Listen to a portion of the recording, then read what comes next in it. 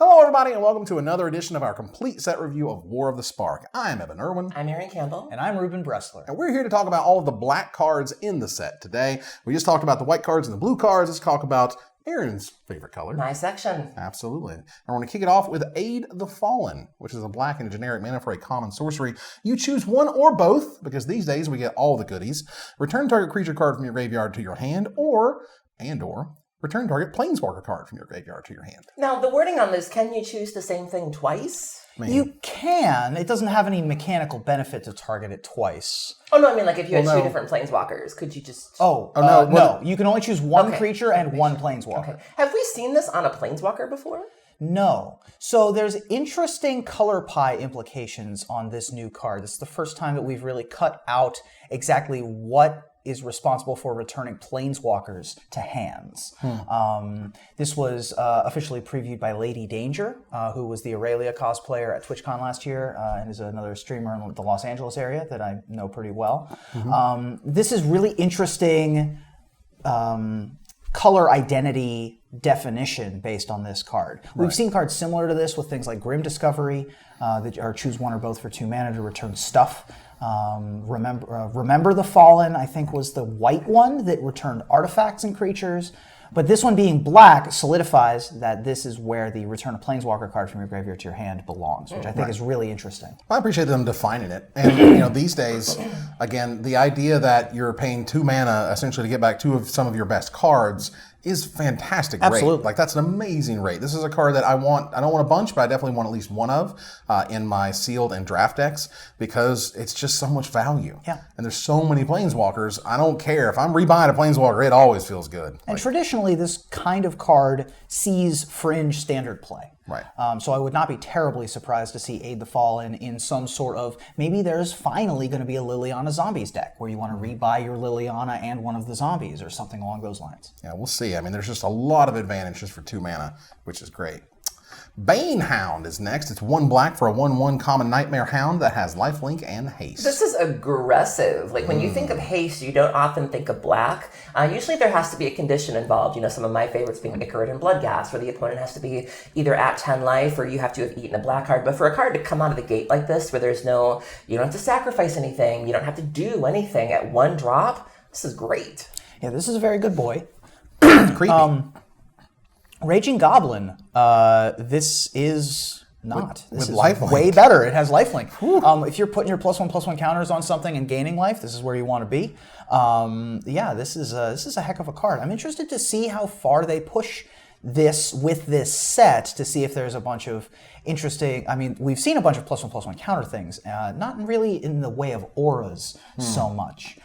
So I'm interested to see how Bane Hound behaves in this limited format. I mean, we're living in a world where they keep pushing the 1 mana 1/1s to different places. There's Healer's Hawk and whatnot. Fanatical Firebrand is terrific. We kind of see sort of like, okay, well, maybe you get haste out of your 1 black mana 1/1. Well, maybe if we just give it lifelink, we'll make it that much more interesting. Having lifelink to me makes it actually playable. If it was just a 1/1 haste for black, I wouldn't have even looked twice at this card. But now, if you can put a counter on it, you start proliferating. Or if you can just get in early, and again, maybe there's some crazy aggro deck where you're just playing as many Bane Hounds as you can find. Sure. And I think that's cool too. So we'll see. It's just not an all-star. This is one of those 22nd, 23rd cards. You might be able to draft around it. I guess we'll see. Yeah. But maybe. Bleeding Edge is next. 2 black and a generic mana for a uncommon sorcery. Up to 1 target creature gets -2/-2 until end of turn, and you amass 2. This card is dope. Amazing. This is Keening Banshee, but it costs less and doesn't have flying. This is a 3 mana Ravenous Chupacabra. This can do a whole heck of a lot. I mean, being able to kill your opponent's first play while leaving a body behind is huge. I think Bleeding Edge is spectacular. I would gladly first pick this out of most packs. Yeah, this is first pickable removal. And again, had this just been a 3 mana 2/2 creature that like disfigured when it enters the battlefield, we'd be over here going like, man, this thing disfigures when it enters the battlefield, it's crazy, Predator. Like, no, this makes your incredible army tokens even bigger, takes your army token from like a 3 to a 5. Those are really, really important turns and progressions of your zombie army. And this thing is great. This is some of the best removal in the set. Absolutely. Bolus's Citadel. Is that the gasp I've heard so much about? Here we go. 3 black, 3 generic mana, Alliantrazi. This card is calling your name. It is a rare legendary artifact. You may look at the top card of your library at any time. You may play the top card of your library. If you cast a spell this way, pay life equal to its converted mana cost rather than pay its mana cost. This is one of the most exciting cards for older formats, particularly in Vintage, where you can tinker for this. You can easily get a tinker off on turn 1 and just have a Bolus Citadel. You pair this with something like Sensei's Divining Top, which is now only legal in Vintage, and this is as good, if not better, than Yawgmoth's Bargain. This is a card that a lot of people are excited about. You don't even have to store them that high. You can maybe get a storm count of like 5, and then you play enough permanents and just sacrifice them and do the other half of it. There is so much potential with this card. I want somebody to break it in half. This is the kind of card that I live for. I remember the first time I saw it, I thought there was something here, and before I could even put it in the Discord, people were like, have you seen it? Have you seen it? And I love this card so much. Hi. Keep going. She loves it so much, I couldn't even finish saying what the card did. So much did. Talk about it. It's really good. Why are they looking I could hear you because it's so rare when you care about a Magic card. It's true. I'm just here for it. When you I'm get not it sure. up, even for some cards. What's the last thing the card does? The last thing the card does is tap, sacrifice 10 non-land permanents, each opponent loses 10 Yeah, life. so it's not hard to pack your deck with like even, Moxen, Ornithopters, free artifacts. They're looking at me again, aren't they? So you get a Tendrils up for a little bit and then you just finish them off. You can play Yawgmoth's Will, so like you can sacrifice the artifacts, get the 10, and then like do it again. Like, oh my god, it just makes me feel alive. I'm not sure how many 3 colors black permanents that Alliantrazi can fit in one deck together. So I don't know if this goes in that same Maybe Lich's Mastery Massacre Worm deck that he always plays. But well, you have that kind of Cabal Coffers-esque card. True. Mono black has been kind of a thing on the fringes of Standard. Right. It's not hard to make a lot of mana, and boy, do you want to try. now each color has their own rare artifact. And this is one that's not a vehicle. I think the green also doesn't have a vehicle. the green is the bow. The green is the bow, yeah. Yeah. The whole cycle is very exciting. This one, of course, being the most exciting. 10 non-land permanents, that can be treasure tokens, that can be amass zombies. Like when people think of permanents, they think of lands, they think of enchantments. I mean, lands, mana rocks. I mean, there are so many things you can feed to this. And Well, non-lands, permanents. But right, but I mean, like, boy, do I want to try. Right.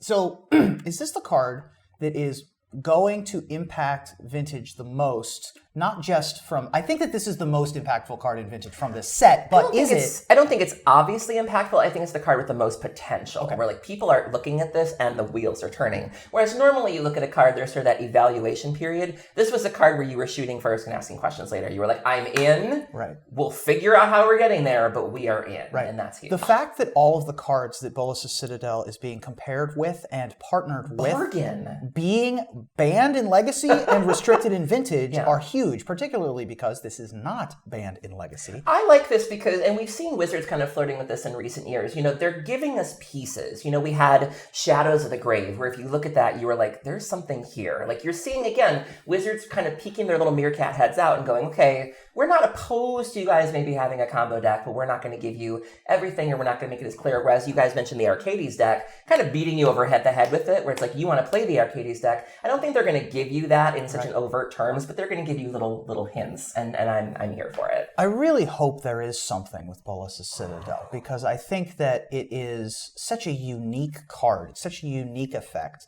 that I want it to be good. It's a central piece of the overarching story as well, and so I think it would be a shame if it wasn't good. And they've gotten better at these big splashy black effects that cost a lot of life. And balancing them, making them good but not too good, making them powerful but making them balanced. And so I hope Bolus' Citadel does get It's also a bit of a callback to Phyrexian mana. If something costs 1, you pay your 1 life, and we've seen how good that is. Yeah. Yeah, the idea essentially that this kind of turns a lot of decks on their head, that it makes you think about a different way of deck building, that it's going to be really cool with Lich's Mastery. The idea that I hadn't even thought of that. oh, it's going to be amazing. Because you gain life to draw those cards, and when you pay the life to cast the cards, you have to then exile cards out of your hand to your graveyard, but you don't care because you're gaining the life to draw the card. You know what I'm saying? It's very cyclical. It's an engine. It could be fan-freaking-tastic, but Lich's Mastery in and of itself isn't the most incredible deck. I've played it. It's fun as hell. It's just not that competitive. Very convoluted, but I will be keeping my eyes open for this one. But this one, it's just a crazy, silly card. I have no idea how to think about this thing unlimited. I don't even know. I need Probably not very good. Probably not good not in very limited. No, all of your cards in limited are 4/4s for 5, which are fine when you're tapping mana for it, but when you're paying a third of your life total, aren't as good. So probably not great. You're usually just playing 2/2s for 2, 3/3s for 3, and curving out, as opposed to Bolus' Citadel, where you also have a higher percentage of lands in your deck. It's just going to be a lot harder to This get is this is one of those cards where like if I'm playing it in my first pre-release flight and I'm obviously super heavy black, Sure. just jam the rare and see what happens. Yeah. At worst you tap, sack it, and 9 other things to drain them or to hit them for 10. Right. That could just end the I think game. that's the most likely scenario, is that you're going to play this as your 10th permanent and then hit them for 10. Right. Which may be good enough. Maybe good enough. I guess we'll see. Bond of Revival is the mixture of Golgari and Rakdos. It's a black and 4 generic mana for an uncommon sorcery. Return target creature card from your graveyard to the battlefield. It gains haste. Again, with black getting haste, we've seen things like this before. I think it was like Morgue. There was some black reanimation spell, but you had to sacrifice it or you had to exile it. Usually there's some sort of clause there where you don't just get to keep the creature. Right. You get to keep it and it gets haste. And this flavor text is gold. I've had a bit of an identity crisis since this set came out, and that I've been sort of the Golgari girl, but I've loved Rakdos since the last set. I bought the art book to learn more about them. I bought the Rakdos, the guild kit. I've got the button. I have a Rakdos EDH deck. And so this combination of Rakdos and Golgari really speaks to me. And the flavor text of being, today we throw off the yoke of death. Either it is an affirmation of the eternal cyclical nature of life, or it's just funny. Like, I love that. Just this perfect combination. And you see sort of the Devarkin or the default, Devkaren. And then you see the Rakdos Circus Performer, and this just speaks to me on a level. Probably won't see much play in Standard. We've had 5 mana reanimation spells before, but I love the flavor of it, and it really speaks to me. But they've never given them haste. Yeah, I mean, that is great. That's a big, big, big upside. Yeah. And I actually love the setup of this, like the arms crossed this way with the symbol there in the middle. I thought that worked really, really well. A lot better even than some of the other Bond cards. Agreed. Yeah, I thought it was great. I think that this card is spectacular. I've always sort of identified as a Rakdos, being someone who, dances on a stage for coin.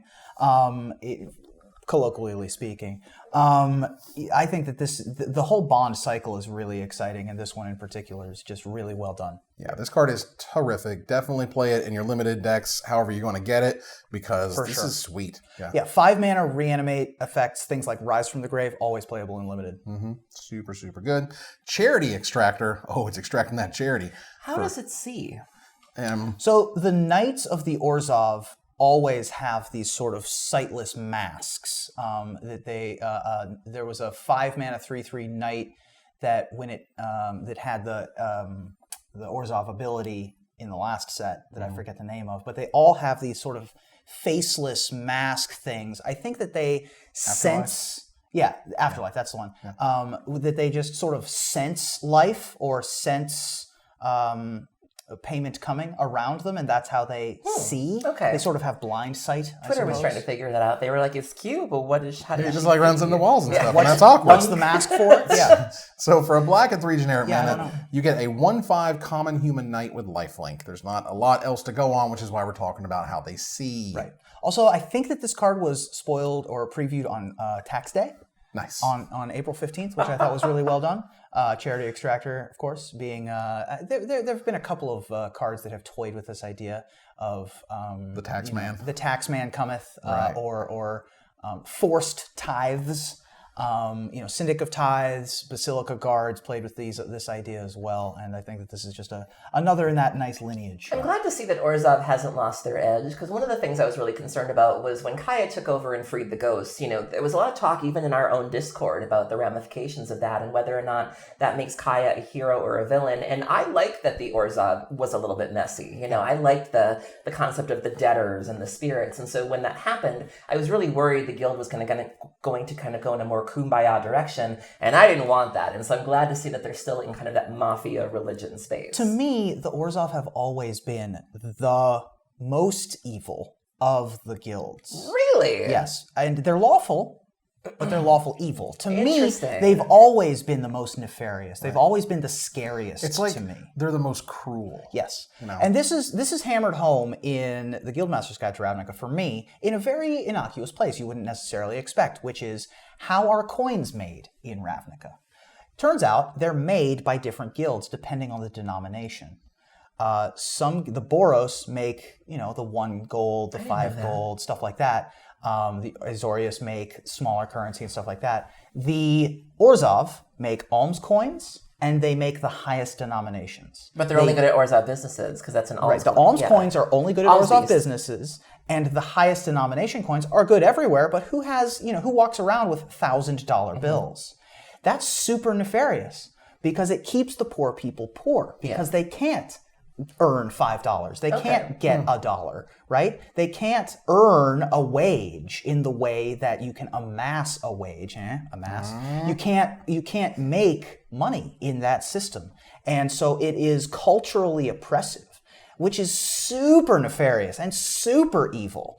And so for me, the Orzhov have always been like the ones that I would least like to deal with. Interesting. It seems to me like there's some real world analogies between like kind of the 1% of the people in this world and how you have so much money to where it's very similar to how warlords in Africa operate. Okay. There are some scary real world implications for sure. Yeah, and even stuff in the past where there was like the company store or whatever, so they would pay you in company store dollars. Very much like the company store. Right, so you got paid in Disney bucks, and you couldn't go outside Disney because you can't buy anything else with the money. So, and that all comes to say the charity extractor is kind of boring. Yeah. So it turns out that Erin won an invitational, and they made her card that they asked her to. People on Twitter actually accused me of having a hand in this, and I wish that could. He's looking at me again. So this was a card that Carlos Ramao got to spoil our preview. He decided. Why don't you tell them what it does? I was getting there. It's called Build Up. Wow. So he was given this card to preview, and he decided to preview it in halves. He did the top half, and he did the bottom half. Did he now?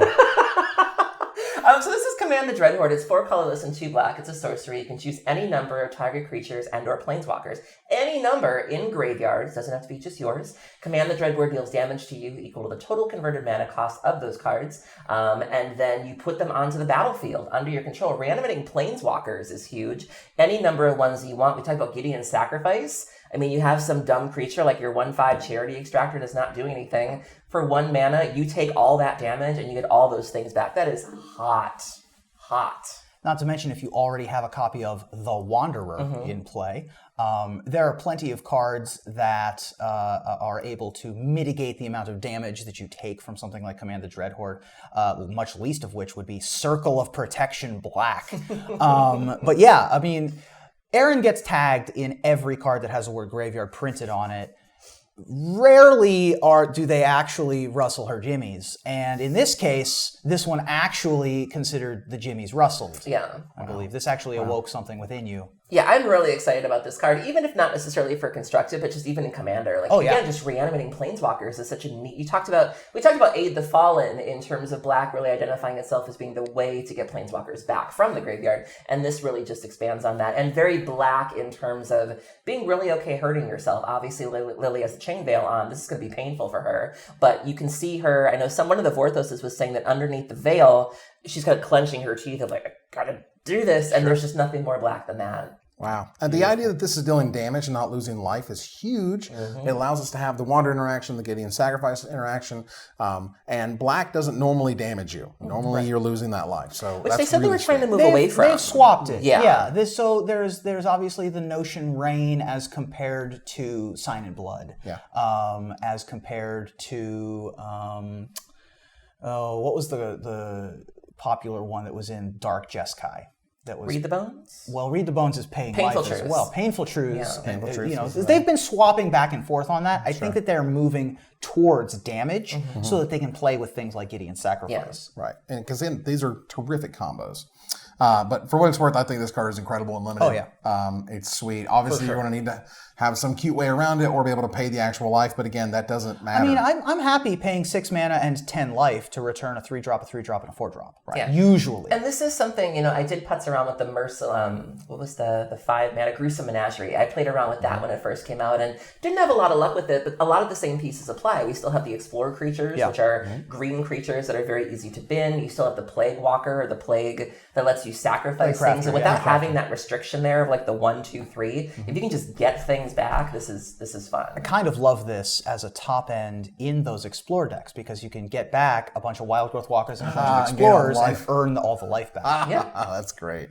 All right, so Gabriels' Shadow Fugue is a black and 3 generic mana for a common sorcery. Target player discards 2 cards and loses 2 life. So this is based on Davriel Kane, which is the Brandon Sanderson planeswalker from the recent novella that came out. Did y'all end up reading it? No, but I did enjoy Danity Kane when they were out. Okay, well that's a throwback. I read about a chapter. It was really cool though. Yeah, really excellent crossover. Yeah. Really interesting character Davriel, who we'll cover in our planeswalker video, and really interesting that it's one of the planeswalkers that was attracted to the interstellar beacon. This effect, the Mind Rot effect, tends to be underwhelming in draft and playable, but not overwhelming in sealed, and doesn't really ever get there in constructed. Almost never. And this one being 4 mana, even worse. I mean, the closest I can think to this is Mournwelk, which was almost never cast. But you had things to be able to take advantage of the body, to be able to blink it or makeshift mannequin it when that was around. 4 mana, discard 2 cards, lose 2 life, probably not good enough. See, I would be more likely to consider this. We've already seen a couple cards so far in black that shows that they're giving black more aggressive options. We saw the dog with the lifelink and haste. The reanimation with haste, black is coming on a lot stronger than I think it normally does. And so I think if you're playing that sort of fast black deck, which alone blows my mind that could be a thing. This is fine because it's doing what you already want to do. Like, I need to hit you for 2 life. And if I happen to get 2 cards, so much the better. Like, I might be more likely to consider it if I've got a really good aggressive black pool. Maybe this works in its own archetype, but usually these cards are bad. The fact that this is most similar to Arterial Flow, which did need a vampire in play in order to get the life loss effect out of it, but even that wasn't very good. I certainly wouldn't want it to be my plan A, but like I said, if my goal is to play black and turn them sideways, and I already feel like I'm being pushed in that direction, I'm already in the neighborhood, let's do it. Yeah. I think this card's bad. Play 0 in draft, 1 in sealed, and never play it anywhere else. Deliver Unto Evil is a black and... This is the red zone. It's a good one. Black and 2 generic mana for a rare sorcery. You choose up to 4 target cards in your graveyard. If you control a Bolus Planeswalker, return those cards to your hand. Otherwise, an opponent chooses 2 of them, leave the chosen cards in your graveyard, and put the rest in your hand. Exile Deliver Unto Evil. I don't like this one. Why? It's sweet. This is a rare misfire for me in terms of the artwork. I feel like it's kind of artwork. I feel like it's kind of done before. We've seen kind of the profiles on both sides with the Dirge of Dreads and things like that. I'm not crazy about how Bolus looks here. He looks very Maurice Sendak, where the wild things are, which is not how I imagine him. So this was one of the rare moments where I didn't love the artwork. In terms of the card from itself, Seb, because usually Seb McKinnon normally kills Seb everything. Can do no wrong, but every rose has its thorn.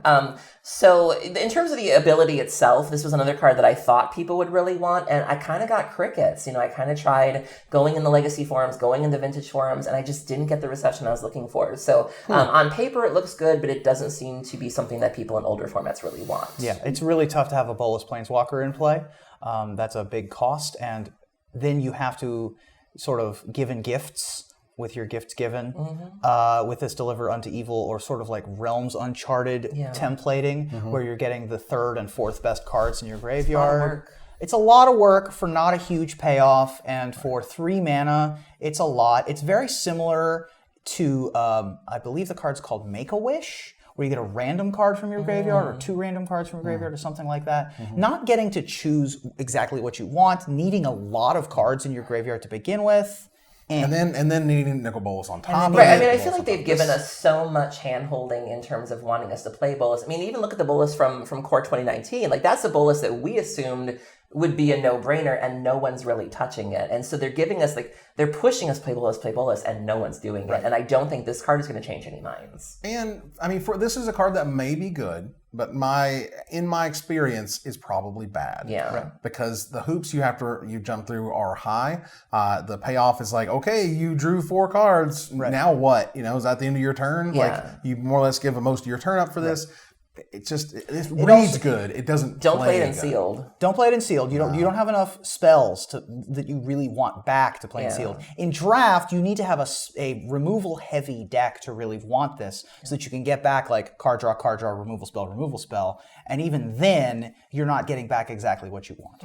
don't know if I would say not to play it in sealed. Like if I show you like 2 removal spells and 2 dorks, Or just you're going to give me the dorks. If you but just at least pick I got all 2 of the dorks. 3, 4, and 5 drops in your graveyard, they have to give you some hill giants, which is fine. Which is fine. And again, that's where I think it's fine. Yeah. It's okay. But it's not. A lot of people are like, oh my God, this is a constructed bomb. I'm like, it's really not. Right. Dread Horde Invasion is a black and a generic mana for a rare enchantment. At the beginning of your upkeep, you lose 1 life and amass 1. Whenever a zombie token you control with power 6 or greater attacks, it gains lifelink until end of turn. Yeah, this was one of the first cards that came out the day of the panel. I love to tell the story of how I was at McDonald's when the trailer dropped, and so I was having a ride of emotions. You know, this card first started, and I was like, I couldn't feel my face. The card was everything I wanted, and then they dropped the trailer, and I was sobbing at McDonald's because Liliana. But this card is fun. You know, it's definitely not Bitter Blossom. We got to be real with you here. But what is? Let's be honest. And for this, you'll take it. Like, I mean, this is fun. Like, I mean, if nothing else, if you're playing in a mass deck, you can spread the tokens around. I mean, I just love it. Well, all right, so here's what happened at the pre-release. Somebody opened this, the WotC R&D Oh, guy. did they? It killed him both games. He died to it. The board gets stalled, and then you die. It kills you. And he couldn't get his zombie token up high enough in order to give it lifelink, because the person would always blink it or whatever, or bounce it. And this is one Bitter of those... Blossom having evasion and also being able to go wide is a huge deal. Oh, that's unfortunate. I had no idea. Oh. Yeah, so this is one, again, I thought, I was like, oh my God, this is going to be insanely limited. And I was like, oh my God, it's killing him. And then he played another game, and it killed him again. Wow. It's like, okay. It's tough. I mean, there are certainly strategies where this will be good. Right. I think there's going to be in a mass deck, and I think this is going to be in it. I was thinking more of like a standard control deck, you know, again, because everyone boards out your removal, and so if you just slam this on turn 2, it's like start doing the thing. You know, if they board wipe you, fine, I'll just make another one. Like, I mean, that's where I would probably play it. My issue with it is that you just get your token to ferried, and then what do we do? And then next turn you start over, which sucks. But like, essentially, this is, I believe there's going to be in a mass deck. I think they made a mass for constructed, and I think this is the exact card they wanted in it, was to say, well, much better in constructed because you don't. It was still exciting as it was happening, though. Yes, this was a moment that like people, even if it doesn't necessarily do anything, it still felt good to be like, oh my God. This was the exciting pre-credits scene to the movie, for sure. Yeah, this is a card that I would not suggest you play in limited because I think it's going to kill you. Again, because I saw it kill that guy twice. What a way to go. Like, die on your own The terms. black mage in me is like, I'm in, challenge accepted, you know? Good luck. Dread Malkin is 1 black for a 1/1 uncommon zombie cat with menace, which means it can't be blocked except by 2 or more creatures. A black and 2 generic mana, sacrifice another creature or planeswalker, put 2 +1/+1 counters on Dread Malkin. Again, aggressive for black. You know, menace is a keyword. You know, one of the things that people used to forget all the time with Insolent Neonate is it had menace. Like, that was a very relevant ability. The fact that you can sacrifice those planeswalkers that you couldn't boost up anymore when they get too low, feed it to this thing, and now it's a 3/3 with menace. Like, that is wild. The planeswalkers that we talked about the young man with the dying proliferate, feed that to this thing. Like, there's so many ways you can have fun with this card, so many ways that you can give utility to things that you're not using anymore. I mean, this is, for black, this is great. There is something very strange going on with the cats in this set. I don't know what it is. The cats have a weird flavor. The cats of Ravnica. I need a Ristic Studies video. Well, see, I took this to be a really neat take on sort of the Egyptian, the way that they revere cats. You know, Sacred Cat being my preview card from Amonkhet. This is a horrible, sort of violation of that. There's a Lazatat cat, basically. And I thought this was horrifying, and I love it. And I didn't even know what a Malkin was. Yeah, I don't know what a Malkin is. No. I just appreciate the fact that Liliana tried to make it do something, and it was like, screw you, and ran off. Well, that's cats, though, for you. Oh, yeah, that's definitely cats. But the zombies of all types typically respond to Liliana. Yeah. And not this one. And cats always sort of have that a little bit of Constantine flavor where they're half in the underworld and half not in the underworld. So I'm interested to see if that pays off in the future, because they planted this seed with this and Sacred, or the Charm Stray, and of course Generous Stray from last 2 sets ago. They sort of planted this idea that cats are relevant and specifically different on Ravnica, and I'm interested to see if it pays off in any way. Neat. I mean, ultimately, again, I think what you said about the uncommon planeswalkers that kind of that tip down to 1, you just go, okay, well, now I can just feed this thing, and now I have a 3/3 menace. And so you don't really feel, I think, that you're losing that much. Because you weren't going to use the planeswalker again anyway. Maybe you don't have a lot of proliferate or whatever, so just feed it to the cat. The cat, you don't murder the cat. No! Never. Dusk Mantle operative is 1 black and 1 generic mana for a 2/2 common human rogue. And it can't be blocked by creatures with power 4 or greater. So nice zombie amass army you got over there, and then just boop, get you. Sneaks under the amass token, which is nice. 2/2 for 2, always reasonable, and a little bit of evasion depending on the board state. This is pretty interesting. If that amass gets too big, that's right. Slide right under. Slide under that amass. Wow. Eternal Taskmaster is next for a black and a generic mana. You have a 2/3. I'm going to repeat that one more time. For 2 mana, you get a 2/3 uncommon zombie that enters the battlefield tapped. Ooh, that's such a drawback. When Eternal Taskmaster attacks, you may pay a black and 2 generic mana. If you do, return target creature card from your graveyard to your hand. I've seen a number of people get excited about this card, and it's kind of lost on me. Like, I look at it and I just see a gravedigger, basically. But I'm willing to, listen to people who are more knowledgeable than I. So maybe there's something here. But like you said, the ETB tapped thing was kind of a turnoff. And then it's just like, okay. I mean, it's fine. To me, the stats are what are most impressive. 2/3 for 2, super good stats, even if it enters the battlefield tapped and can't tangle the first turn that it comes down. Right. Later in the game, having a Gravedigger effect is really relevant. If it doesn't die in combat, getting a rebuy at that effect again is super interesting. Eternal Taskmasters being able to rebuy themselves is always nice. Death Baron still in the sets. Yep, absolutely. Yeah. So there's a lot of interesting things to like. A little bit of awkwardness of Graveyard Marshal, though, which was a key part of the zombie decks before. And so it's like, so I want to be eating zombies to make tokens, but then I also want to be recurring them. It's the same resource. There are only so many bodies to go around. That is the truth. Like, trying to get bodies on a Sunday is hard. Wow. Well, all I know Especially on Easter Sunday. Amen. Everybody's coming back. All I know is that ultimately I appreciate the fact this has higher toughness than power. Yep. That's great. I could definitely see this as a 2/1 in a different universe where creatures aren't as good. Whereas this will probably get you back 1, maybe 2 creatures. Your opponent's really going to want to block and kill this as soon as possible, obviously. But it's weird. It's like it seems undercosted, and in some ways it seems perfectly balanced. And that to me is a good card. There you go. So play it limited. Draft this thing in your black decks. It's terrific. Finale of Eternity is 2 black and X for a mythic sorcery. Destroy up to 3 target creatures with toughness X or less. And if X is going to give it to you, return all creature cards from your graveyard to the battlefield. Rise of the Dark Realms as a Commander All-Star. I think the last time I looked it was $10 or more. That is a huge effect to pay for that much mana. And to do something that is a board wipe in addition to that, I mean, is delightful. Obviously, it's probably not going to see play in Standard if we're being quite honest, but fun Commander card, very pivotal moment in the story where Liliana's sort of taking back, really striking that last blow against Bolus, and just an exciting card. This is very similar to Jaya's Immolating Inferno with the 3 targets. Not as, easier to cast, but not as impactful as the Inferno. Probably, again, not going to make it in Constructed. A blowout in Limited. Take every copy first and go out of your way to play it. This card is insane in Limited. Oh my god. Yeah. It's insane in Limited, and it's great in Commander, and that's the only places we should ever talk about. Yeah, I mean, like, you could name 0 and get amass tokens. If the amass tokens get too big, you pay 2 black and... Well, 3. Basically, in the format, I would say 99 times out of 100, you're going to choose the amass token and 2 other things. Just because, that's what are you going to get rid of. But regardless, this is kill 3 creatures with 1 card. Yeah. So you take it and you do it. Absolutely. God Eternal Bontu. Oh boy, it's 2 black. That's my baby. 2 black, 3 generic mana. 5 mana for a mythic legendary zombie god. It's a 5/6 menace. And when it enters the battlefield, you sacrifice any number of other permanents, then draw that many cards.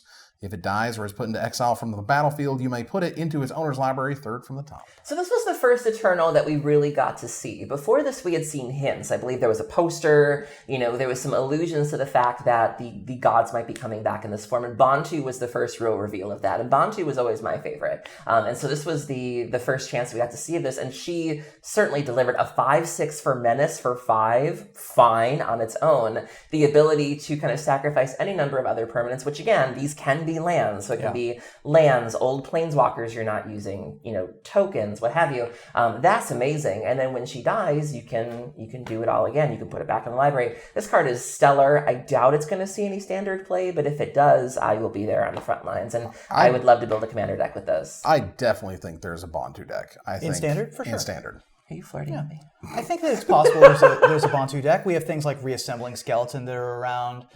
There's the 2/1 for 1 that you rebuy when you're hellbent. Just making a bunch of tokens. And just a bunch of tokens, a bunch of treasures. You don't need to, again, this is another one of these cards. It's like, you don't need to make it work. Like sometimes you just top deck a Bantu on turn 8 and sacrifice 4 of your lands to draw 4 cards. So it's any number of permanents. So this thing is a And then remember, so when she dies, you put her 3 down, get her again. You get that ETB trigger again. Like, pretty great. I think this card was 100% geared for constructed. 5 mana, 5/6 Menace is just an incredible rate.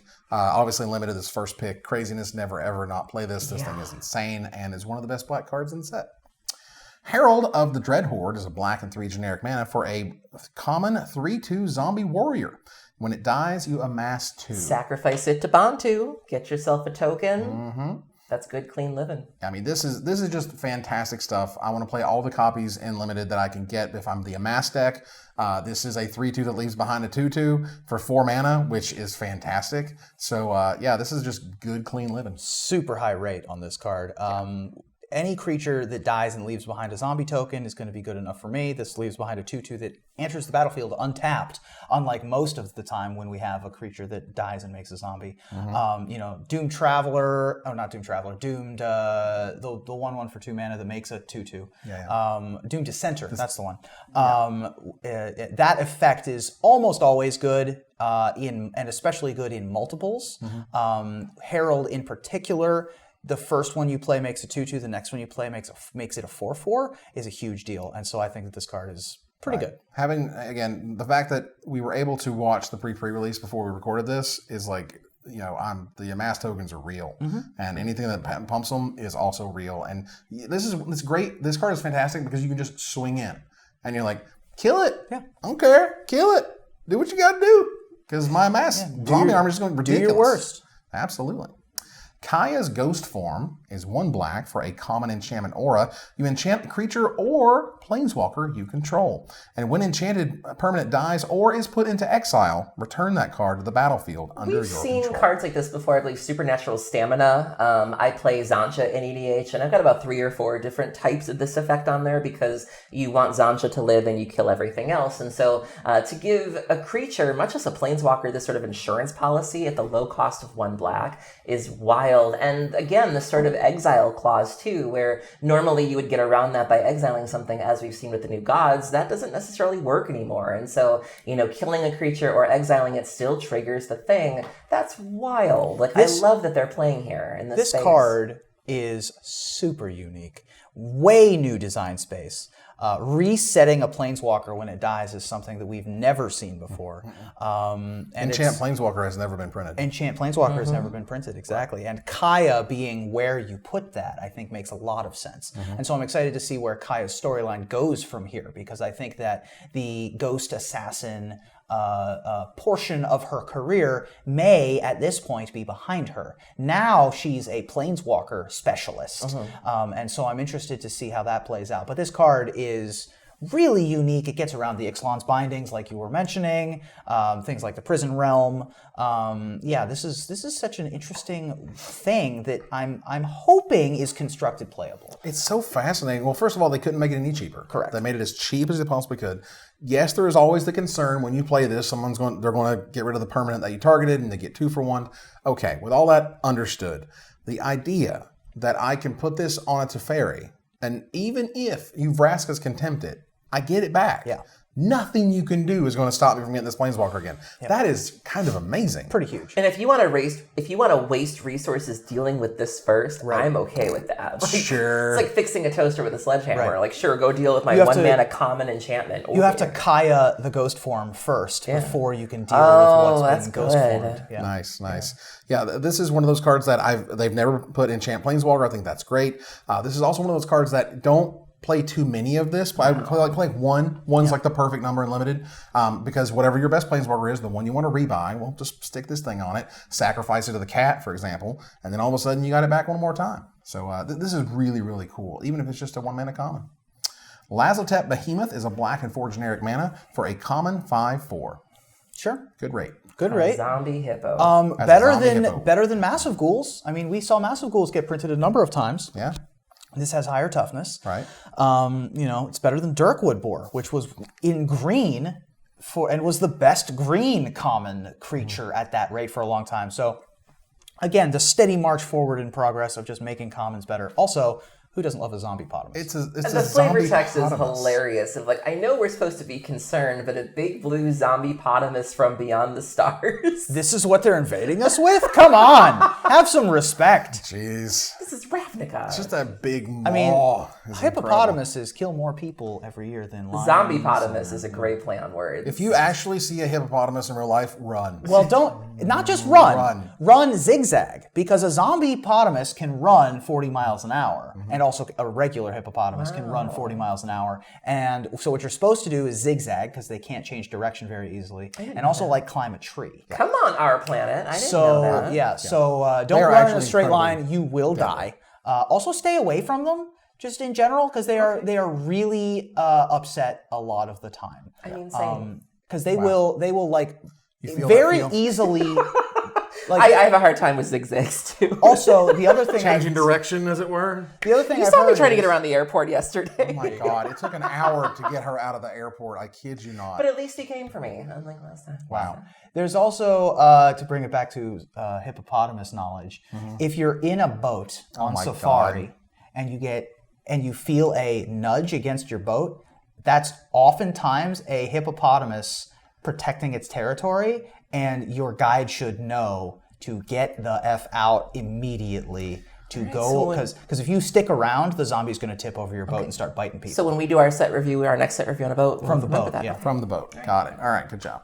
Lazotep Reaver is next. It's a black and a generic mana for a 1/2 common zombie beast. It enters the battlefield. You amass 1. So imagine 2 mana for 2/3, but you split it over 2 bodies. And in fact, is great at making your 1 amass token that much bigger. Right. Also gets your amass started, so all your future amass stuff gets better. Right. Then I saw this again at the pre-release, and it was great. I mean, it was fine. It wasn't amazing, but it was good. It was, again, a way to kind of kick things off. Amass also kind of being a bit of an insurance policy against sort of the sacrifice effects. You know, we talked about Gideon's triumph of, sacrifice a creature. Okay, I'll just get rid of my 1/1. That was one of the reasons why Catacomb Sifter saw so much play. Obviously you were able to sacrifice it and make a mana, but that insurance policy in a format with edicts is everything. Yeah, I mean, also think of this could feed that cat twice, which I think is really nice. Cat food. Yeah, there you go. Liliana's Triumph. Speaking of sacrificing a creature. True.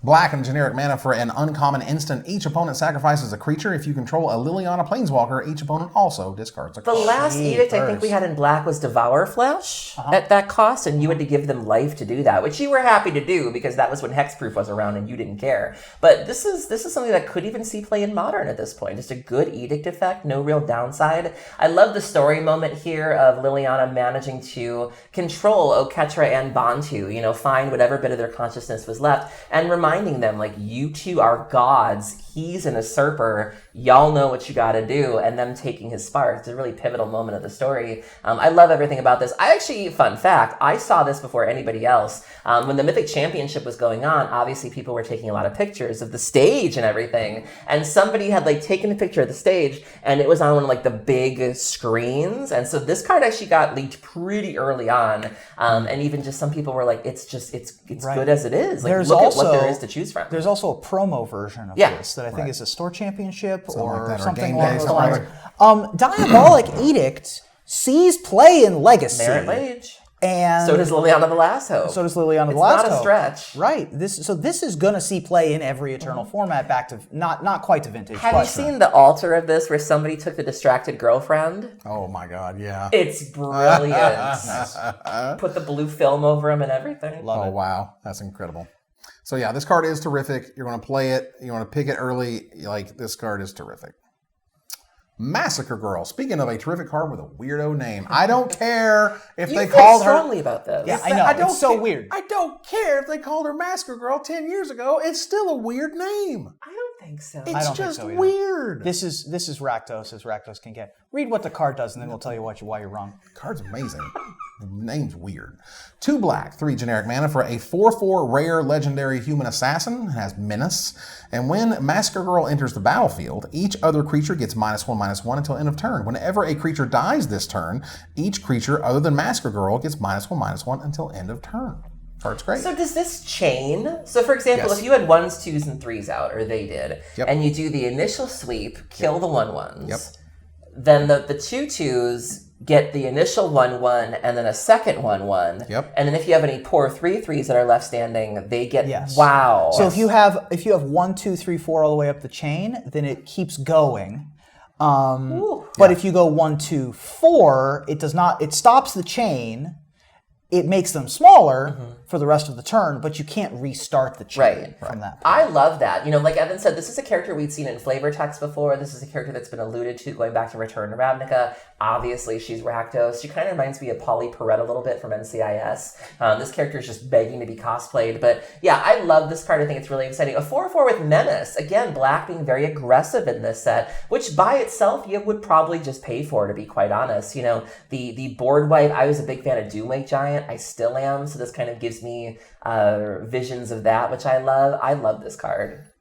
All right, so ultimately, Massacre Girl for me is a terrific card. It's really cool. I love the look. I think the cosplay is going to be amazing. Yeah. I just feel like it's a legendary creature. Like, Judith was named.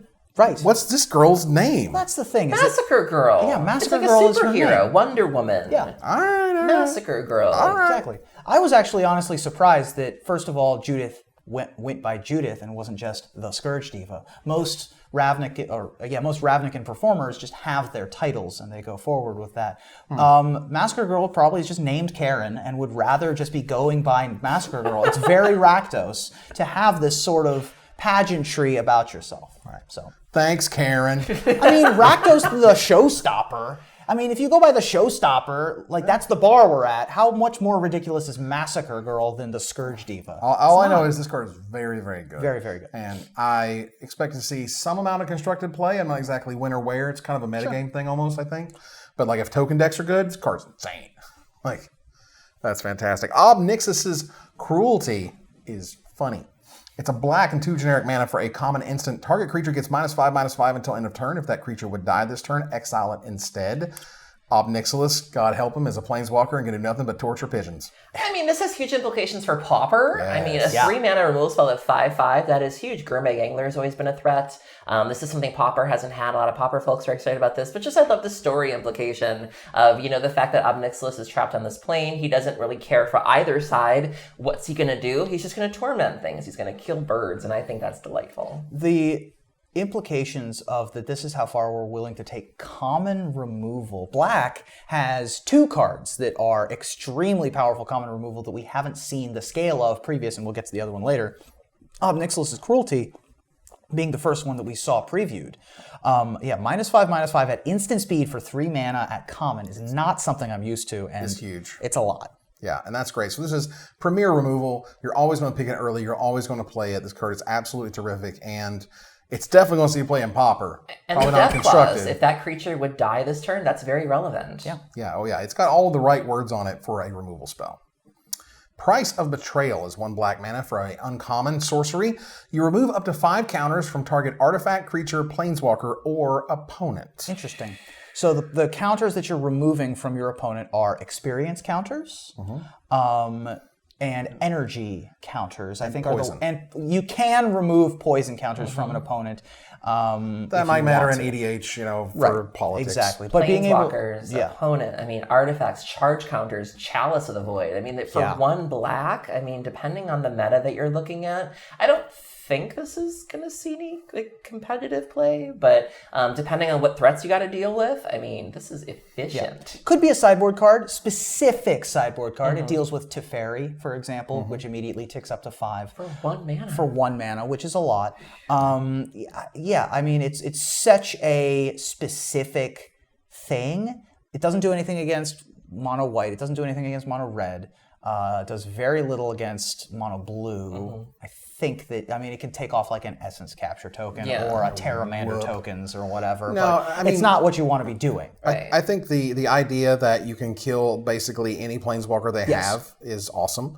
And the fact that you can shrink their amass zombie token to probably 1 or nothing at that point, because 5 is quite a lot. You can also take 5 counters off of permanents that you control, even though it can only target opponents as players. So you can take it off of your Arixmethes, for example, or your Slumbering Dragon if you really need to get rid of those kind of counters. Well, Arixmethes is a land. Oh, it is a land. You're right. Artifact Is it not a land? It's not a land creature. Right. It starts as a land, and then you got to kind of de-thaw So it. then never mind. Yeah. And obviously you can't target your own dark But if decks. there was any -1 and -1 counters, anything obnoxious like that, there's a lot of neat little corner cases here. Yeah, this card is I interesting. just like that they're willing to go there. It's interesting, and I also like that they're willing to go there. Yeah. This is a card that I think is very playable because of the amass mechanic and the zombie army tokens. Sure. Those are always going to be good targets for this. So for that, I would always play this as a piece of quality removal in the format because they're probably going to have an amass spell of some nature, even if it's just the blue spells. Shriek Diver is next. It's a black and 2 generic mana for a 2/1 common zombie bird warrior with the flying. haste. 1 generic mana : it gains haste until end of turn. So we had this on a bat at one point. Yes. And now it has a relevant creature type in zombie and kind of a relevant creature type in warrior. And so being a 2/1 flyer or a 2/1 flyer with haste for 4, both of those cards are relevant and good. I think that this is going to be a good card in your black decks. Your aggressive black decks are certainly going to want this because it fills in the 3 and the 4 slot pretty well. Yeah, I mean, there's not a ton to say about this. This isn't a card that you pick early. This is a card that you'll get later in the pack, and it's a fine card on the curve. It's got evasion, which is nice, and give itself haste. It's a great top deck. But, by and large, just kind of a bread and butter, as it were. And it took me till black to use that. Thank you very much. Sorin's Thirst is next for 2 black mana. It is a common instant. It deals 2 damage to target creature, and you gain 2 life. Flavor text is everything. Nahiri, kind of taunting Sorin. I see you're out of the wall that she put him in. Cards like this have seen standard play for Rika's Cure, Moment of Craving. If you're playing any sort of black deck and you just need a buffer, I mean, it's just cheap removal, instant speed. I'll take it. Always good when they print it. This is a reprint, of course. Always good in your limited decks if you can cast it. The black. Yeah, Sorin's Thirst. Yeah. No, I mean, it's a functional reprint, but is it... Sorin's Thirst is an actual reprint. Okay. I believe from Dark Ascension. I could be wrong on that one. Oh, that's right.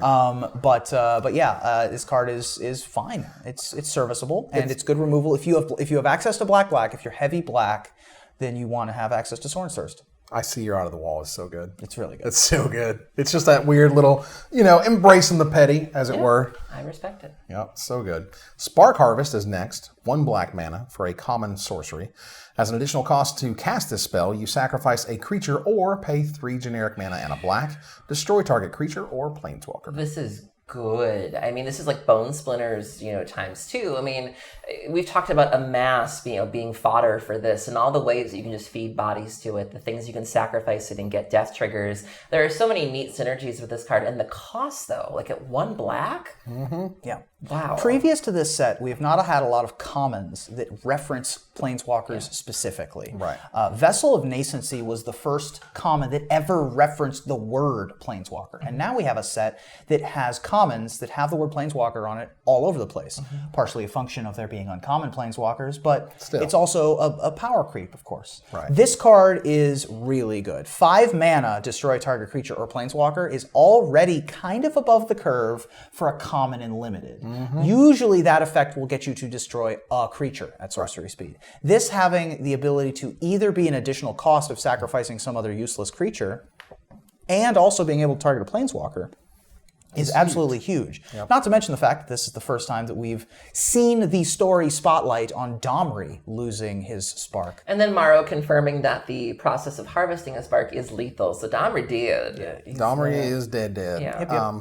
But the idea that you have planeswalker removal at common is definitely new ground. And this is... Bone Splinters was playable in Limited, and this is better than Bone Splinters. And so this means this is premier quality removal. This is this is first pickable material, and this is always playable stuff. Yeah. And all those creatures that come in with the extra body, that's sort of incidental body, like the 1/2. Right. Excuse me. It really works well with it. Yeah, it really works well with those. Yeah, card's terrific. Spark Reaper is next. It's a black and 2 generic mana for a 2/3 common zombie. 3 generic mana, sacrifice a creature or planeswalker. You gain 1 life and draw a card. Love it. Wow. I mean, yeah, that's pretty great. Effects like these are pretty universally playable in Limited. Thallid Spore Sower, I think, was the one from Dominaria, where you sacrifice a creature to draw a card. That was 4 mana, well, there was 2/3, to sacrifice a creature to draw a card. Yeah. And this one, while the cost is higher of 3 mana instead of 2 mana, you're still drawing a card and then you're getting the incidental life gain as well. Being a 2/3 for 3, having those Tolarian Scholar stats means that you can just play it on curve anyway. Yeah. I think that this is going to be your bread and butter 3-drop in your black decks. Yeah. I mean, this is the idea that you tick down the uncommon planeswalkers a few times, and you're like, all right, I'll just draw a card and gain life. Yeah. And just keep on rolling. This is not one of those cards you're going to pick early. This is not one of those cards you're going to want a ton of copies of. But in Sealed, it's going to be great. In Draft, it's going to be great. And it's not going to probably go anywhere else. I am always going to have 1 Spark Reaper in, I think, every black deck I ever play. In this format, for sure. Yeah. The Elder Spell is amazing. It's 2 black for a rare sorcery. Destroy any number of target planeswalkers. I want to read that again. Destroy any number of target planeswalkers. But we ain't done. You choose a planeswalker you control. Put 2 loyalty counters on it for each planeswalker destroyed this way. Yeah, it's very important to note that you do not need to have a planeswalker. You can just pay 2 black and destroy a number of planeswalkers. You can also destroy your own planeswalkers. Again, if you have some of those uncommon planeswalkers that you're just not getting any value out of, but you've got a sweet new one that dropped, you can basically feed them to the new one. And even if their loyalty counters are low or exhausted, you're still getting 2 loyalty counters for each of those sort of useless planeswalkers. This is very, very narrow, but if what you want to be doing is destroying planeswalkers, there's nothing else. Like, this was a card I remember when it was previewed, people were just like, are we here? Like, how did we get here? This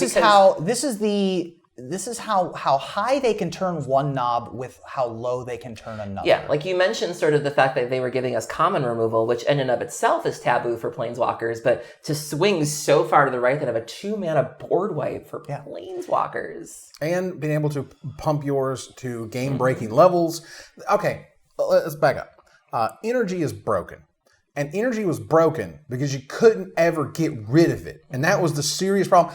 Just removal in general just sucked during the Kaladesh era, and we just begged Wizards for removal. We just said, please God, can you just give me something? You have no brakes on the energy train. And so it just went hog wild.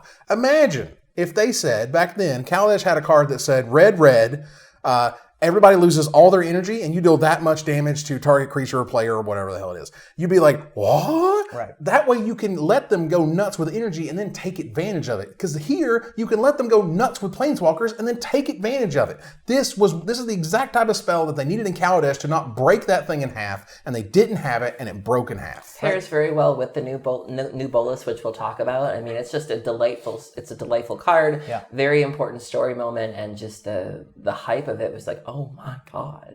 This is one of the premier spells of the set. Yeah. With that said, I think you play this in Limited in this set. Oh, yeah. I mean, we're breaking new ground with this kind of card. Remember back when Black couldn't deal with Planeswalkers. Lol. When like Heroes Downfall came out, and they were like, "Oh my God, we can finally target Planeswalkers in mono black." And now you were running You were running Heroes Downfall. I mean, I think it's a little bit different, but right. oh yeah. Well, Vampire Hexmage was all we had for like years or whatever. So, and nowadays it's just kind of hilarious. But again, this is an amazing card. And again, this was exactly what you need for energy. And if we ever go back to energy, dear God, give us that card.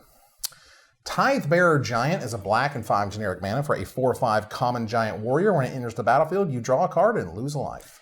Yeah. Taste it with the flavor text here. I've always said full war chest win wars, but I didn't mean by bashing enemy skulls with them. I like that. It's fine. A 4/5 you get an ETB out of. Cool. Any card that replaces itself is playable and limited. This can be the top of your curve in your mid-rangey black decks. This card was great at the pre-release. I will always play one of this card. If I have it and I'm in black, I will absolutely play one of this card. Maybe two, depends on, I think again, what we saw with that small glimpse of the format was that it was kind of grindy. Sure. So you're going to get to 6 mana. So playing multiples of these is not the craziest idea. But definitely at least one. It's just too good not to play at least one, in my opinion. Yeah. Great curve topper. Toll of the Invasion is up next. It's a black and 2 generic mana for a common sorcery. Target opponent reveals their hand. You choose a non-land card from it. That player discards that card and amass 1. It's another one of these sorceries that has a body attached to it. And so you try to think of the 1/8/7 creatures that this can relate to. This is Ravenous Rats. This is, but you get to see it is the thing. You get to thought seize them. And so you get to thought seize them. You get to coercion them, but not take a land. I don't know if there is a direct comparison to Toll the Invasion from previous creatures. I think that there was a 1/1 flyer in Lorwyn that did something similar to this, but this is sort of new territory in and of itself. Right. The flavor of this is so great. The idea being that people are traumatized by the invasion, that even if you physically survive, you're still kind of a wreck about the whole thing. And so not only do you have this sort of Thoughtseize effect, but the idea of the body is like what's happening in the art. This person manifesting this terror, and then it's there. Like that's beautiful. Before I saw Amass at Work, I would say this card was bad and not worth it. And after I saw Amass at Work, the card is great and it's probably going to do just what you wanted to do. Take whatever they have left in their hand and make your army just slightly bigger, which sometimes matters. When you have a 5/5 and they have a 5/5, making yours a 6/6, that tips the scales. And so this card is better, I think, than it looks, because I thought it looked pretty bad. Unlikely Aid is a way to take a random common and make it awesome. Yep. Black. Exactly. That's a great way of breaking this card down. Black at a generic mana for a common instant. Target creature gets +2/+0 and gains indestructible until end of turn. I'll take it. This was a really fun story moment as well. After we saw the Pegasus get shot with the arrow, Gideon is sort of falling. And we have that exciting scene, and then Rakdos swoops in at the last second to be able to bring Gideon back up for the epic spear scene. Hold. Just give me a second. You're grinning at me like you have something else to... No, I was going to say, and then Rakdos immediately following up with, "We will not be doing this again." Right. Like, I am not a fun, Disney animal that you can just sort of ride around. That was just total Rakdos. That is amazing. The fact, we've been in this world where black gets the indestructible effect every once in a while. It's the replacement for regeneration, basically, at this point. And this could be just a kind of unexciting combat trick that they turned into a key story moment, and it is so good. That was terrific. And the fact, no one will ever ride me again, Gideon. Expect no further favors. No one's going to ride him again, Aaron. I have been there, girl. It was delightful. And Twitter just lit up when this card came out. Because again, it's just a side of Rakdos we don't get to see. Right. People have wondered how the guilds are really going to participate in this conflict. The Rakdos being sort of the folks that want to kind of tear down the system, but not really in a Domri way. The Rakdos really only pick kind of the real targets, the politicians, the wealthy. It's not really about the land for them. It's more about the social, the society, the structure. And so people were wondering, how are Rakdos going to participate in this? And to see Rakdos, just like, oh God, I don't want to do this, but I kind of need you, is just delightful. I've seen a lot of confusion in discussing the Guildmaster's Guide to Ravnica from players and people running the game. Where exactly does the Rakdos Guild, why is the Rakdos a guild, is the question. What purpose do they serve in the grand scheme of things? And I think that, and especially Rakdos himself, who is one of only 2 surviving parents, but he doesn't get out much. He stays in his volcano and people don't really see him. he sort of hibernates a lot of the time. And so it's a confusing concept to think, why are the Rakdos, who we perceive to be these chaos bringers, to be these completely wild, off-the-wall Havoc Festival children that do nothing but have circuses and state fairs, why are they one of the 10 guilds? Like, how does that make sense? Well, it was my understanding that the Rakdos during the day sort of serve a lot of service positions, Yes. like hosts, bartenders, Absolutely. tour guides. And so, again, it's a neat take on, that's what you do during the day. This very La Boheme kind of lifestyle of like, we don't have much to show for it. We're probably not making a lot of money, but we have dreams. And if you doused it with blood, basically. But, and then that's their way of sort of rebelling against the system of, we're not going to pick on the downtrodden or whatever, but if you're a stodgy, lawmaker or politician, we're probably gonna come for you. And that's also what I tend to tell my players when they're confused by this, is that you need to have artists. You need to have people who live outside the system so that you can have a system. You need to have people for the Azorius and the Boros to arrest so that they can stay busy, right? Like, you need that push and pull of society. I've always self-identified as a Rakdos, as a performer. And so the Rakdos, red and black, a lot of people think of as fury and anger, but it's the Rakdos of Ravnica are the red creativity and the black ambition coming together to be artists and actors. I've seen some people also describe Rakdos in very LGBT terms, where like in the first two sets, you really had to go looking for Ravnos. You had to go looking for Rakdos things, but if you knew where to find them, you were in for a really good time. And one of the most noticeable changes about the guild in this block of Ravnica is that they were very much out. It wasn't really a secret anymore. You were seeing Rakdos on the streets in Rakdos garb, like, I'm here. And you think a lot of that in terms of the LGBT, where you think of the pride parades, where before it was taboo to be in a gay bar, it was a taboo to be wearing leather, and now you can be on a float in the middle of New York and rock your harness or whatever. And that was a neat little illusion there. Before, it used to be able to do something you had to look for. You were kind of maybe, it was a secret to be Rakdos, and you could be Rakdos now, and it's great.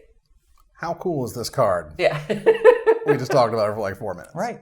Also, it's good. You'll probably play one in your limited decks. Yeah. It's okay as a one of them. Offense, defense. Yeah, it's a neat card.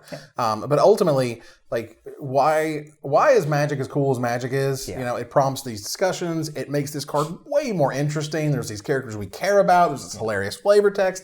Like, that is why Magic is so special, is that it fires on so many different cylinders all the time. And War of the Spark in particular has done a spectacular job at making these little tiny, like, usually unexciting things really exciting. Right. Yeah. Vampire Opportunist has my favorite flavor text in the whole game, or the whole set rather. A black and generic mana for a 2/1 common vampire. For a black and 6 generic mana, 7 total. Each opponent loses 2 life and you gain 2 life. Quote, I think I cracked a fang. This one is more, as we talked about Unlikely Aid being a really good way to make a card exciting. This one, not so much. 2/1 for 2, fine. 7 mana sink. I guess it's fine. I think it was good. I mean, there's the Invoker cycle from originally from Onslaught, I think. Right. It reminds me of that. This is a little bit powered down. It's fine. I think it's good. I mean, this is the late game mana sink. This is, the boards can get really stalled, and we saw that multiple times during the pre-pre. And the idea that, like, okay, end of your turn, drain 2, right. It just ends the game. Right. And this and the War Falcon are the two that are the best common mana sinks in the set. I really think the War Falcon is spectacular. This one is okay. It doesn't really slow is the problem for me, and it's pretty fragile. It's okay though. I'll probably play these. It's good. It's also nice to be able to say, okay, if you're at whatever life and I can get you down to 4, drain you 10 a turn, drain you on my turn, game's over. Can do that. Vizier of the Scorpion is a black and 2 generic mana for a 1/1 uncommon zombie wizard. When it enters the battlefield. Vizier. Vizier? Now it's Vizier. Vizier. 2 syllables. Vizier. Everyone's getting French on a Vizier. Vizier. The Scorpion. Hello, Belgium. I am leading the zombie tokens to the city. It's going to be wonderful. It's a 3 mana 1/1. She's going to sue us. Uncommon zombie wizard. When it enters the battlefield, you amass 1, and zombie tokens you control have death touch. I mean, this is fantastic. I mean, you know, these creatures are kind of begging to be chump blocked. You know, little 1/1s, 2/2s. Sure, here's your crappy little token. Well, now you're upping the stakes a little bit. You know, people play Typhoid Rats in Limited because it's a 1/1 death touch. This changes combat both offensively and defensively. Again, if you're trying to charge through and you see a 1/1 amass token, you probably don't care if they throw it in front of you. Well, you might if it has death touch. This changes a lot of things. I really like it. This is super good. Card is really good. Does not only impact your army, it also impacts the tokens off of Dread Horde Infernal. The Liliana, Oketra as well. You know, any time that you've made your regular 2/2 zombies, this also affects those, in addition to the amass. Sort of being an enchantment sitting off to the side, making your zombies better a little bit as well. Really impressive card. Yeah, this card is super, super sweet. It gives you 2 bodies across from the 3 mana, which is nice. This is an early pick in Limited, and I will play all my copies I can in Sealed if I have them. Vraska's Finisher is the final card in black. It is a black and 2 generic mana for a 3/2 common Gorgon Assassin. When it enters the battlefield, destroy target creature or planeswalker an opponent controls that was dealt damage this turn. Really interesting card. Well, it's another Warpath Ghoul, so I'm happy to just play this on turn 3. The fact that you get value. Gotta get value. but you can get value. You can take down your Huatlis and your Kioras that start out with 7, and then get in there with your Death Touch token, and then Vraska's Finisher them off. Exactly. Which is really nice. You know, this is a really good way to deal with, you know, I'm way behind on board. I need to start recovering. Top deck a creature that's like unblockable or something along those lines. Get through 1. Like, I'm not going to block your 1/1 Death Toucher, Vraska's Finisher. This was something, this reminds me of my experience at the pre-release when I was trying to get Spectacle going. You would get so many people that were just willing to take 1, and then you'd be like, thanks for the Spectacle. You know, we forget sometimes that we can do things on our second main phases. And even in Modern Dredge, you know, so much of what we do is very aggressive, where, you know, people will chump block your Blood Gas, and that makes your Conflagrate cost less. So it's like, thanks, I'll Conflagrate your whole board now. And so a lot of times people don't think of what could happen after combat. They just sort of focus on just a little crappy 1/1. I'll lose 1 loyalty, fine, die. And I love things that, I found Spectacle so enjoyable for that reason. And this is another card where I would love to find the challenge of like, how can I turn this on? What are you willing to take? When you have an amazing creature, let's say you have Kefnet or whatever, God Eternal Kefnet, and they swing in with something stupid, don't block it. Because this is the exact type of card where you just like, it just gets you. It's also a skill tester card is the other thing is I'm going to, you tap out for your God Eternal Kefnet, I untap, play my 4th land and attack with my 1/1. Yeah. And it's like, what's happening? And even being Spectacle, Spectacle was probably in the same draft set as this, right? No, you're just drafting this alone. You draft War by itself. Sealed? No. War of the Spark. War of the Spark. It's War of the Spark. Okay, never mind that. Yeah, but this is the idea that, sometimes, and I'd certainly live by the decree of make them have it, but when you got something awesome and they swing in with a weirdo creature. I usually make them have it, but when it's like a 1/1 zombie into like a God Eternal, I'm probably not going to make them have it. Right, you're like, I'll take the 1. Free damage over here. Right. This is the card that you really punish your opponent for being like, well, they're at 18 life and they won't take the 1 damage. Instead, they killed it. Okay. I love it. Get you. So, that was every single black card from War of the Spark. We thank you guys for hanging out here watching us. We have many more videos to go, but that's... To wrap up Black, this set has more cards in it that you're excited about than any set I've ever seen in the 4 years of us doing this show. I mean, it's definitely not bad. I really struggled with Guilds of Ravnica in particular because I was so disappointed by Undertow, whatever. I didn't really care for that too much, and it was fine. And then obviously I had a lot of fun in Ravnica Allegiance because I was at the pre-release and I kind of rediscovered myself. It was like how Stella got her groove back. I discovered I was Rakdos, and so that was cool. And so now that I've kind of weeded through that identity crisis, I'm going into this set with a very different perspective. And I mean, obviously there's zombies everywhere, there's dead things everywhere, there's broken things. I'm listening. Right. Like there's zombies on the good guy team and the bad guy team. Exactly. I'm here. Right. He's like, this is, you love more cards than this set. And you're like, I like it. Right. It's whatever. But this, now that we've got Lazatep zombies on one side with God Eternals that are zombie gods, and then Liliana having the hero turn. Well, I really liked Amonkhet. I liked Amonkhet a lot. Obviously, I love Ravnica. I mean, for me, it's a combination of 2 planes I love. And so, of course, I love this. Yeah. It's kind of weird for me that, like, The dinosaurs and pirates set I didn't like as much as the Amonkhet, Egyptian god theme stuff. I thought that was really cool. But either way, I think they did a great job with black cards. And I think they've also done a good job of not bleeding over too much. Like when the War of the Spark first started getting spoiled, I was worried that we were going to lose Ravnica, no pun intended, but I was seeing a lot of really heavy Amonkhet themes, which I liked, but I was like, I want Ravnica to still be a thing. Exactly. And as the acts kind of played out, we started seeing a lot more of the Ravnica architecture, the Parhelion coming out, and the nice balance of, you get your nice 50-50, maybe like a 55-45, but I didn't really feel like one really overwhelmed the other, which kept my attention. This set could have really gone wrong very quickly in a number of ways. Yep. We saw it with Zendikar. We saw it with Battle for Zendikar, where we sort of lost Zendikar in the mix. That could have much more easily happened when you're invading 18th century Prague with ancient Egypt. That could way more easily happen. Not only that, we're bringing in 30 planeswalkers. Not only that, each planeswalker has their own sidekick, like Vraska's finisher. It could have gone so wrong, and yet it seems like it didn't. Which is a testament to what they've learned and a testament to the design. Absolutely. You might have pleaded with your case with my queen earlier. Now I'm here and it is far too late. That said, we will be covering all of the red cards next. That will be super fun. That's you. I know. That's the passion. That's right. That's right. The passion, the creativity. That's right. We'll figure it out. We hope you guys join us for that. Until then, I'm Evan Irwin. I'm Aaron Campbell. I'm Ruben Bressler. And we're Magic Mics, and we will see you guys very shortly.